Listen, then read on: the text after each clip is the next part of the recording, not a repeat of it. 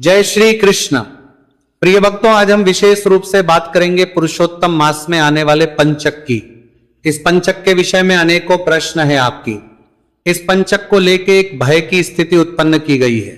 इस पंचक के विषय में अनेकों भांति भांति की बातें की जा रही हैं कि यह मृत्यु पंचक है, यह मृत्यु को साथ लेके आता है और विनाश कर देता है, सब कुछ नष्ट कर देता है, मृत्यु होनी निश्चित है, घोर विनाशकारी है। अनेकों बातें सुनने को आ रही हैं। कहां से आ रही है? क्योंकि आप लोगों के बहुत से कमेंट्स हमें आ रहे हैं कि पुरुषोत्तम मास में यह पड़ गया है, मृत्यु है और इसमें कोई काम नहीं होगा। तो आज आपको बताएंगे कि यह है क्या। क्या सच में यह इतना ही खतरनाक है क्या, जितना कहा जा रहा है? इसका अभिप्राय क्या होता है मैं आपको यह भी बताऊंगा कि होता क्या है, क्या से सदा डरने की आवश्यकता होती है क्या, और इसके दौरान आप क्या करें क्या ना करें।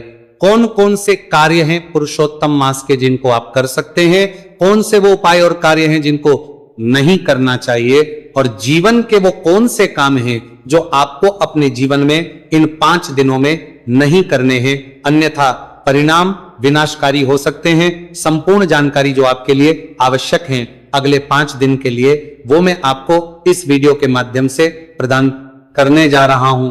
आपसे निवेदन है कि वीडियो यदि थोड़ा सा भी उपयोगी लगे तो एक बार लाइक कीजिएगा, जितना हो सके कीजिए, जिससे कि अधिक से अधिक लोग इस जानकारी को देख के लाभ ले सके। जो अकारण डर रहे हैं उनका डर दूर हो, और जो सही जानकारी है उन कार्यों को करें, और जो नहीं करने के कार्य है उनको करने से बचे, जिससे कि विनाश टाला जा सके। भगवान शनिदेव की कृपा से आपके ऊपर कोई दुष्प्रभाव ना हो, इसके लिए कमेंट बॉक्स में अवश्य लिखिए ओम शं शनैश्चराय नमः। जितना लिखेंगे उतना कल्याण होगा। आप देख रहे हैं सनातन धर्म का संसार ज्योतिष संस्थान का प्रतिष्ठित यूट्यूब चैनल सनातन धर्म का संसार धार्मिक चैनल पर नए हैं तो सब्सक्राइब करते जाइएगा।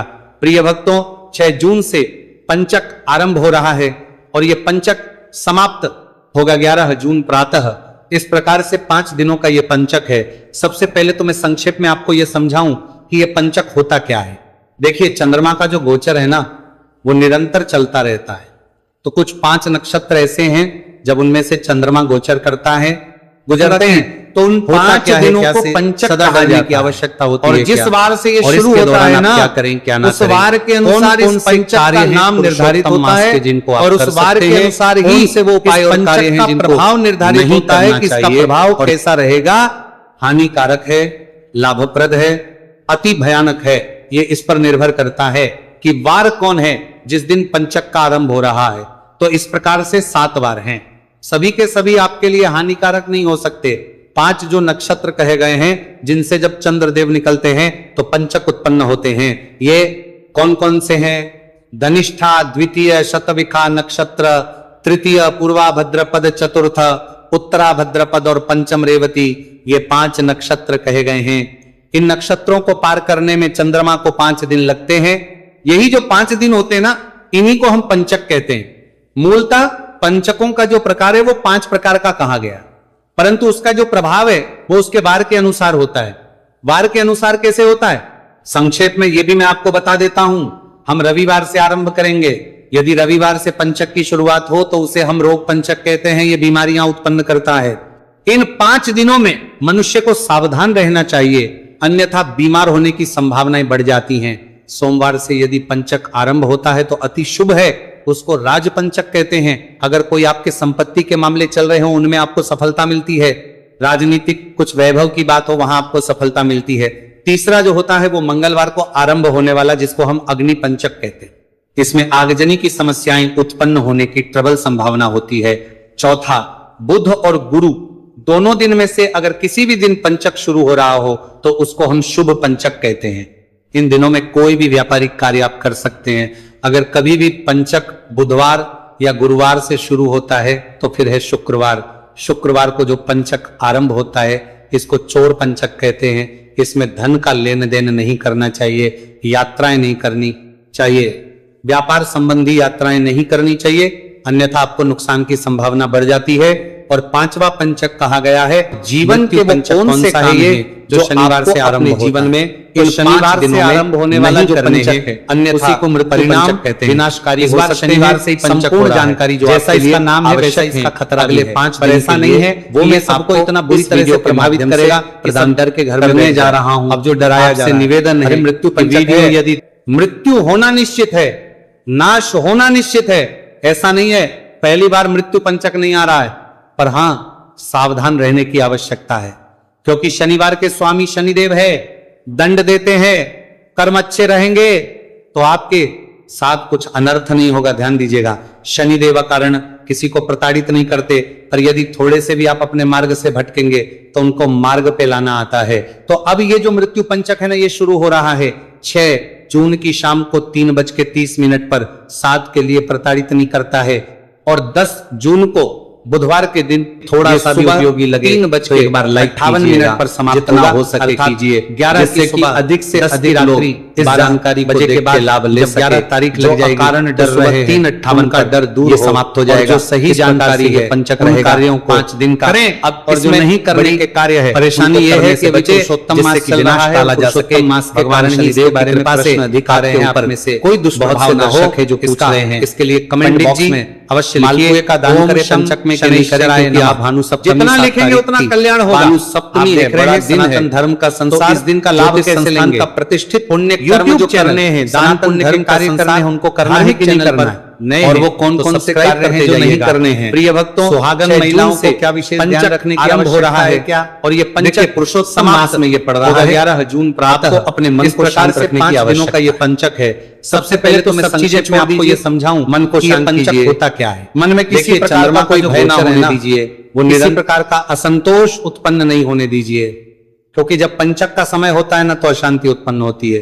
इसीलिए हमें शांत रहने की आवश्यकता है। सबसे पहले तो शांत रहिए, मन को पॉजिटिव रखिए, सकारात्मक रखिए। मन में यह विचार रखिए कि कुछ भी अनुचित और अनर्थ कार्य होने नहीं जा रहा है। अब प्रश्न आएगा कि पंडित जी क्या क्या कार्य हैं जो नहीं करने हैं इन पंचक में? हाँ, उन पर ध्यान देने की आवश्यकता है। सबसे पहले अगर आपको दिशा की ओर यात्रा करनी हो तो इन 5 दिनों में टाल देना चाहिए। ऐसा कहा जाता है कि दक्षिण दिशा जो है वो यम की दिशा है, और जब मृत्यु पंचक में आप दक्षिण की ओर यात्रा करते हैं तो आपको जीवन की हानि होने की संभावना बढ़ जाती है।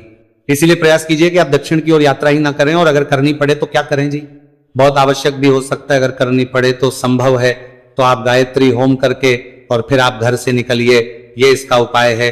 दूसरा, जब पंचक चल रहा हो उस समय पर लकड़ी से संबंधित कोई भी चीज हमें नहीं लेनी चाहिए, चाहे वो फर्नीचर लेना हो, घर का चारपाई बनाने की बात हो, लकड़ी से संबंधित कोई भी कार्य हमें नहीं करना है। ना ही हमें कोई नया सामान लकड़ी से संबंधित खरीदना है, हमें शॉपिंग नहीं करनी है।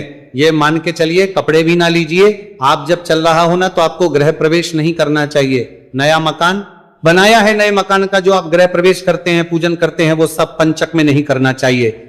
ये पंचक है 6 जून से 11 जून तक, इस समय में आप नया मकान भी बनाना आरंभ ना करें। मकान की नींव अगर रखनी है ना, नीम खुदाई होनी है, नीम पूजन होना है, इस समय बना कीजिए। उचित नहीं माना जाता, शुभ परिणामकारी नहीं माना जाता। इसके अतिरिक्त अगर आपका मकान पहले से बन रहा है, मान लीजिए छत डलने वाली है, लेंटर डलना पंचक में डाल दीजिए। पंचक के इन 5 दिनों में छत ना डालिए, लेंटर ना डालिए, इससे आपको बचना चाहिए। कई बार लोग ईंधन के लिए लकड़ियां लाते हैं, कंडे लाते हैं, उपले लाते हैं, वो भी नहीं लानी चाहिए। और सबसे बड़ी बात यह कि अगर पंचक के समय पर किसी की मृत्यु हो जाती है तो उसका दाह संस्कार करने की पूरी प्रक्रिया अलग है, इसका आपको ध्यान रखना चाहिए। इसके लिए आपके क्षेत्र में जो भी ब्राह्मण हैं उनसे अवश्य सलाह लीजिए, क्योंकि इसमें अंतिम संस्कार यदि विधान से ना किया जाए तो ऐसा माना जाता है कि आगे 5 मृत्यु लगातार होने के योग बन जाते हैं। इसीलिए या तो इसमें कुशा घास के 5 पुतले बनाए जाते हैं, या जो आटा लिया जाता है आटे के 5 पुतले बनाए जाते हैं और उनका भी अंतिम संस्कार साथ में किया जाता है। इस प्रकार का विधान इसमें कहा गया है। और फिर मैं यही कहूंगा कि आपके पास जो भी योग्य ब्राह्मण हो, जिसको ज्ञान हो, जानकारी हो, उससे इस विषय में आपको सलाह करनी चाहिए और उसके अनुसार ही आपको उसके मार्गदर्शन में ही अंतिम संस्कार करना चाहिए, क्योंकि यह साधारण क्रिया नहीं है। अगर पंचक में किसी की मृत्यु हुई है तो ये वो कार्य है जिनका आपको विशेष रूप से ध्यान रखना है, और जो कार्य इनमें पूर्ण रूप से वर्जित है अब मैं आपको बताऊं कि जो सुहागन महिलाएं होती है ना, उनको भी विशेष ध्यान देने की आवश्यकता होती है। तो उनको 5 नक्षत्र ऐसे हैं, बाल नहीं करवाने से, चंद्रमा गोचर करता है, पंचक में आपको किसी भी प्रकार के वाद विवाद से बचना चाहिए, संभव है। कहा जाता है। सभी को माता जिस वार से ये शुरू होता है ना, घी का दिया जाना चाहिए, अनुसार इस पंचक का नाम निर्धारित होता है और उस वार के अनुसार ही इस पंचक का प्रभाव निर्धारित होता है कि इसका प्रभाव कैसा रहेगा। विष्णु शस्त्र नाम का लाभप्रद है, अति भयानक शस्त्र नाम इस पर निर्भर करता है समय आपको सभी प्रकार से बचाता है, आपके परिवार की रक्षा करता है। तो इस विष्णु शस्त्र नाम का श्रवण कीजिए या पढ़िए, सुनना चाहते हैं तो हमने अपने चैनल पर अपलोड किया है। विष्णु शस्त्र नाम आप लिखिएगा, विष्णु शस्त्र नाम बाय सनातन धर्म का संसार, आपको बहुत वीडियो मिल जाएंगे। हमारे कोई भी एक वीडियो चला लीजिए, पूरा सुनिए। भगवान नारायण आपकी रक्षा करेंगे इस समय पर। पंचक के समय भगवान नारायण की पूजा जितना करेंगे उतना कल्याणकारी है। आइए हम बात कर रहे थे कि क्या कार्य हमें करने चाहिए। भगवान नारायण की पूजा पुरुषोत्तम मास पूजा है, उस पर ध्यान दीजिएगा।